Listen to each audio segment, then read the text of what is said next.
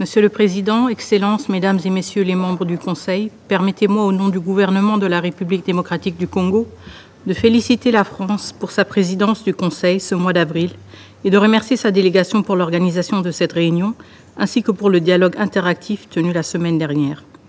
Je salue ici aussi la présence de mon frère, son Excellence Monsieur Tete Antonio, ministre des Relations extérieures de l'Angola et président du Conseil exécutif de l'Union africaine, ainsi que la présence de l'envoyé spécial du secrétaire général pour la région des Grands Lacs et de la directrice exécutive de l'UNICEF et des représentants des pays membres de la région des Grands Lacs.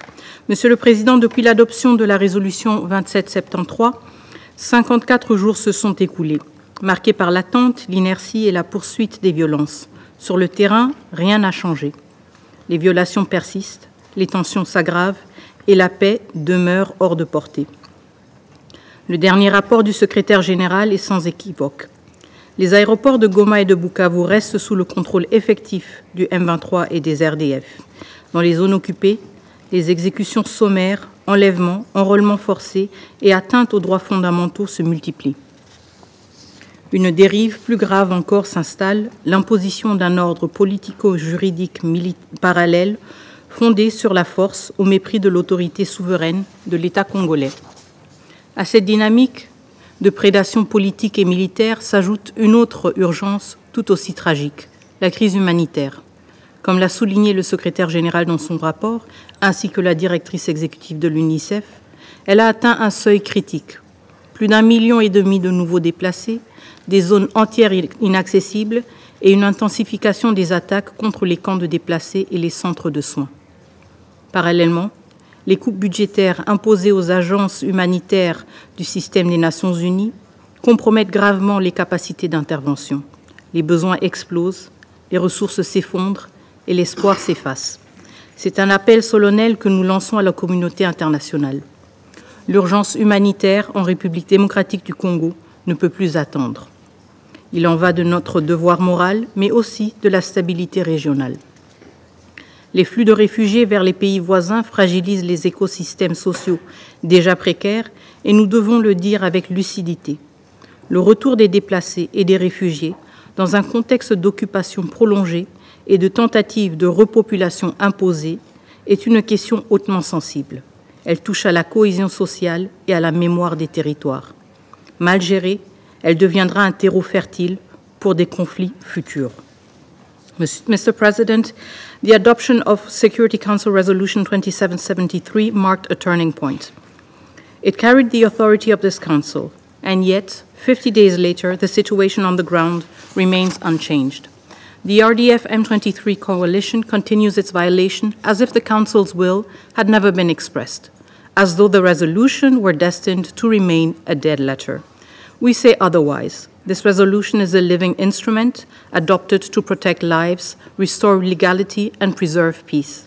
And millions of lives in Eastern DRC still await its full implementation. In this context, regional momentum must be reinforced and unified. We commend the tireless efforts of President João Lourenço, the African Union-appointed mediator, whose steadfast engagement helped maintain political dialogue despite repeated deadlocks. We also welcome the recent appointment of President Faure Ezosima Gnassingbé of the Togolese Republic as a new mediator. The Democratic Republic of the Congo expresses its full support for this tenure, which signals a renewed commitment to elevate the process at the highest political level. We also express our profound gratitude to the Emir of Qatar for his sustained commitment to peace and security in the region and supporting regional efforts. In parallel, we welcome the efforts carried out under the joint aegis of the East African Community, EAC, and the Southern African Development Community, SADC, notably through the virtual summit held on 24th March 2025. These regional initiatives are valuable, but they must now be streamlined around the singular process led by the African Union facilitation. Only a centralized coordination backed by strong and recognized African leadership can avoid the dilution of efforts and bolster the credibility and impact of regional commitments. This also calls for more coherent international support. the Office of the UN Special Envoy for the Great Lakes region can no longer be limited to supporting a single instrument, the 2013 Peace, Security and Cooperation Framework, whose revitalization is long overdue. It must be reconfigured with a clear mandate, rooted not in one agreement alone, but in the realities on the ground. Its role is essential to anticipate crises, support African-led mediation, and ensure alignment between regional initiatives and international response. The scale of the security challenges, transboundary threats, the collapse of trust mechanisms, and the entrenchment of impunity demand a strengthened, legitimate, and fully operational office. But we must also speak plainly. None of the decisions stemming from regional processes have been implemented. This is not simply a matter of institutional weakness. It reflects a repeated refusal to uphold commitments without consequence. Mr. President, the time for implementing Resolution 2773 is long overdue. The M23, along with its backers, must now comply with the authority of this Council by immediately, fully, and unconditionally withdrawing from the Congolese territory, ceasing all obstruction of humanitarian operations and the execution of MONUSCO's mandate, and halting all attacks on civilians, displaced persons camps, hospitals, and schools.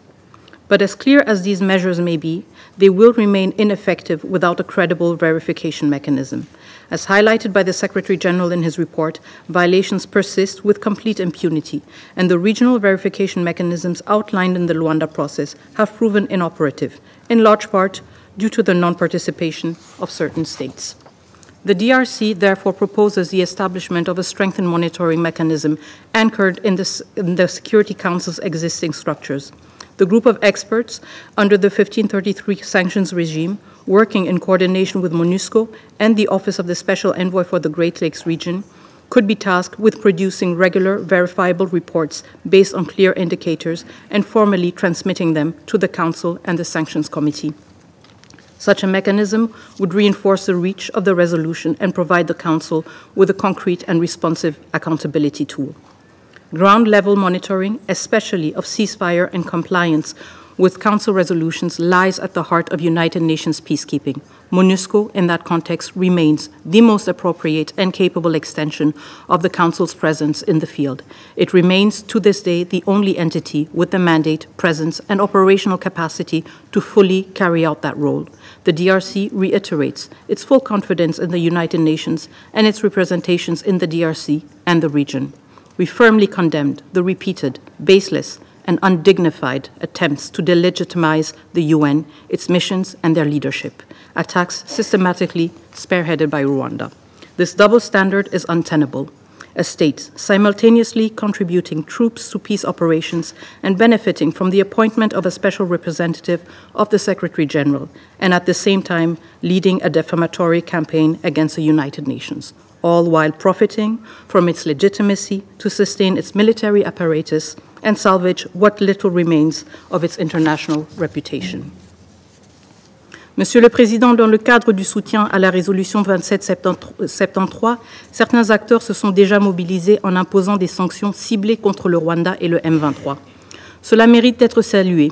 Une décision du Conseil ne peut rester sans suite, en particulier lorsqu'elle est ouvertement violée par un État qui contribue pourtant aux opérations de maintien de la paix. Fort de ces mesures, le Conseil doit désormais faire respecter sa propre décision. L'expérience le montre. Les sanctions ciblées et la pression politique fonctionnent. Elles modifient les rapports de force, réduisent les soutiens extérieurs et favorisent les ajustements de posture. Il est temps de les intégrer dans une réponse multilatérale structurée. Et demander des comptes ne devrait pas valoir une menace. Personne ne devrait être envoyé en enfer pour avoir défendu la Charte des Nations Unies.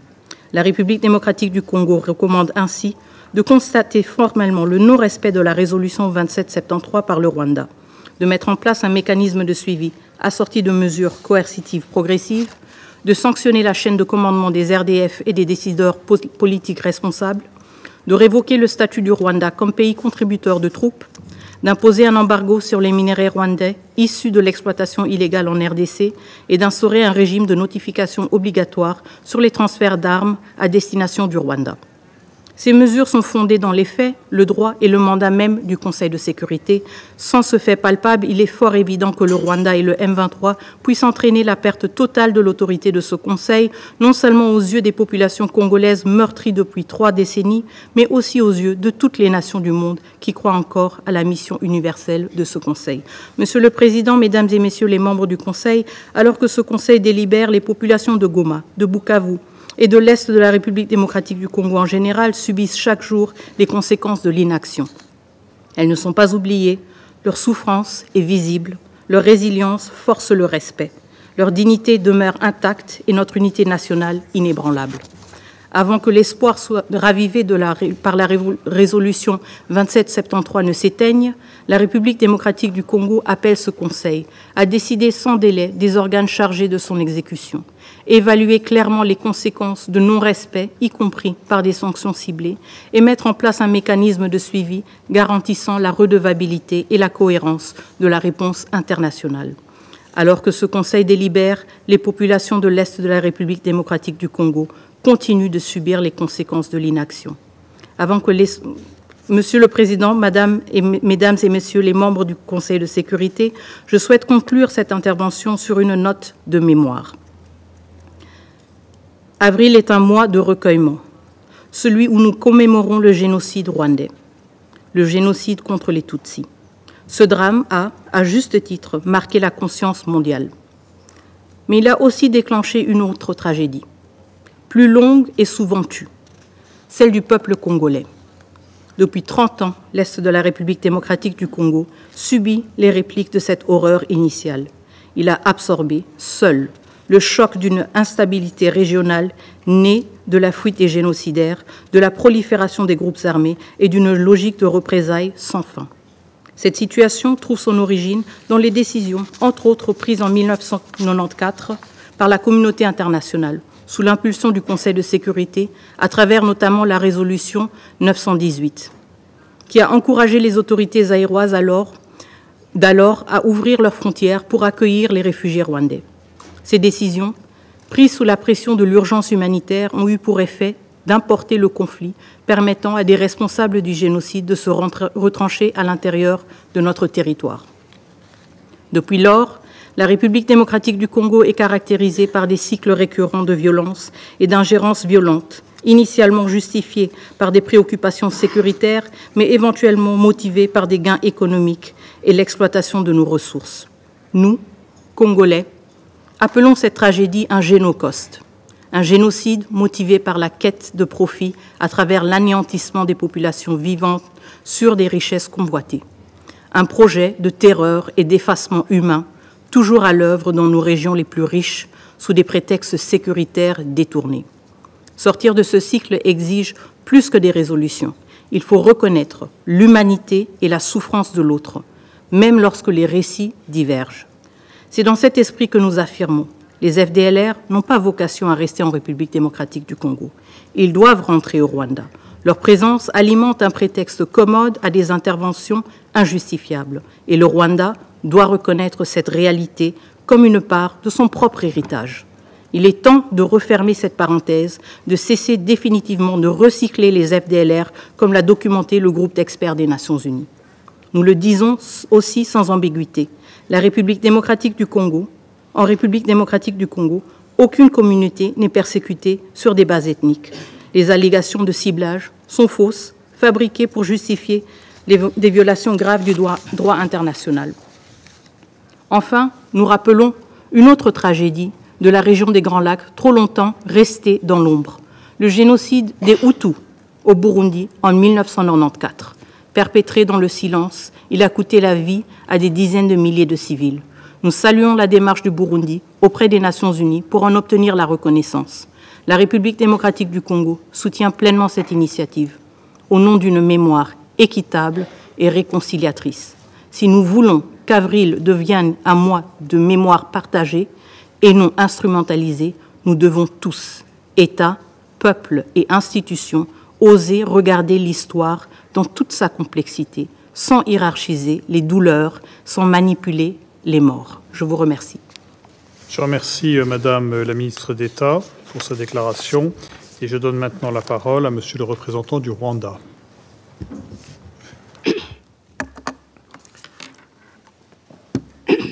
Thank you very much, Mr. President.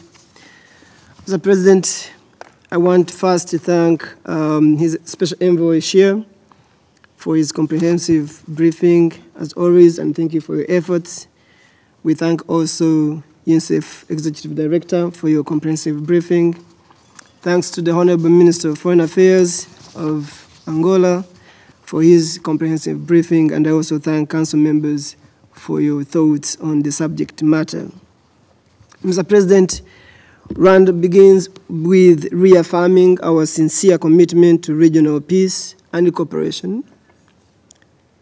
We remain supportive of the regional processes, and we believe regional processes are the most effective path to durable peace and security in our region. Partners from the region and beyond are all calling for peace, a long-lasting solution that will take into consideration the concerns of all parties. Rwanda shares this position and is willing to do its part to achieve this goal. Mr. President and Council members, the Security Cooperation Framework was signed in 2013 as a landmark initiative, a bold and collective commitment to end the recurring cycle of conflict in DRC and by extension the region.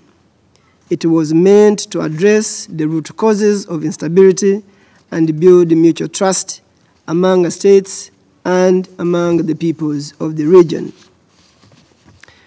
Mr. President, Council members, yet 12 years later, we are still confronting the very same challenges that the Peace and Cooperation Framework was designed to address. Key pillars of the Peace and Cooperation Framework was addressing the root causes of the problems, disarmament, demobilization, and reintegration of armed groups, and still remains to be resolved. Instead, we are witnessing the continued presence of foreign and domestic armed groups mushrooming, which pose a significant threat to the region and to DRC itself. In this connection, Council members, FDLR remains the most security threat in the region. Despite more than 20 Security Council resolutions passed in this Council since 2003. Today, FDLR continues to recruit, train, and commit atrocities, including sexual violence, ethnic cleansing, and mass killings. Now, FDLR has graduated to being integrated into FARDC before your own eyes. This is no longer a secret, but a fact based on the reports of the Secretary General presented in this Council. Therefore, FDLR and FARDC coalition undermines both regional stability and the Peace and Cooperation Framework itself. No country, Rwanda included, should accept the existential threat posed by such groups. Entertaining or legitimizing the FDLR, or even tacitly supporting this armed group only exacerbates the conflict. Mr. President, Council members, 12 years since the Peace and Cooperation Framework was signed, it is time for a candid evaluation of its implementation. The root causes of conflict, ethnic discrimination, armed groups proliferation, and impunity continue to foster in DRC. Resources have been spent, resolutions adopted, yet we are far from being from square one. Mr. President, Council members, despite these challenges, Rwanda remains optimistic and committed to full implementation of the Peace and Cooperation Framework. We are convinced that under the supervision of this Council and in coordination with the regional partners, we can break free from the cycle of violence and bring lasting peace to our Great Lakes region. In this regard, Mr. President and Council members, Rwanda proposes the following steps to support full implementation of the Peace and Cooperation Framework. Number one, disarm and neutralize the FDLR and all its splinter groups. This Council should ensure the full enforcement of its resolution with no selectivity and hold accountable to all those who support and collaborate with FDLR. Number two, condemn hate speech and ethnic incitement in DRC. The Security Council must take a firm stance against the hate speech and xenophobia in the DRC that fuels violence, divisionism, and persecution of Congolese Tutsis. Third, support regional joint efforts through the EAC and SADC processes. Rwanda calls on the UN Security Council to fully support the ongoing African-led processes which provide the best chance to reach a lasting peace in our region. Complementary initiatives in this process, Rwanda welcomes them through the confidence-building measures undertaken by the State of Qatar, as it further supports the current positive momentum. Rwanda also welcomes the recent visit to the region by the United States Senior Advisor for Africa, Mr. Mossad, and we welcome their pragmatic approach aimed at addressing the root causes of the problems. And fourth, strengthen the role of the Special Envoy in the region. We call on the Special Envoys of the Secretary General to work in close coordination with the EAC and SADC-led processes. His good office should align with the regional mechanisms to ensure a unified international support. And fourth, we demand ownership by the DRC itself. The DRC must confront its internal contradictions. Externalizing or scapegoating Rwanda for its own problems will not solve the problem. Blame games have become their business. But this is just a painkiller. They must own up this issue. I also wish to emphasize one thing, that the continued violation of hardly obtained ceasefire by Wazalendos, a militia allied with FARDC, without any condemnation by the Council, is a total lack of ownership of the processes, and the DRC relegates political responsibility to militias. Mr. President, in closing, Rwanda remains fully committed to the Peace and Cooperation Framework. We continue to believe its promise. But that promise will only be realized if it's supported by the genuine accountability, regional alignment, and bold political leadership of DRC, the region, and this Council. We call on this Council to stand firmly behind the regional efforts of EAC and SADC and to ensure that the Special Envoy's mandate is used effectively to support and complement these initiatives. Rwanda looks forward to working with all partners to transform the Great Lakes region into a zone of peace, stability, and permanently get rid of armed groups and the legacy of genocide. I thank you very much, Mr. President.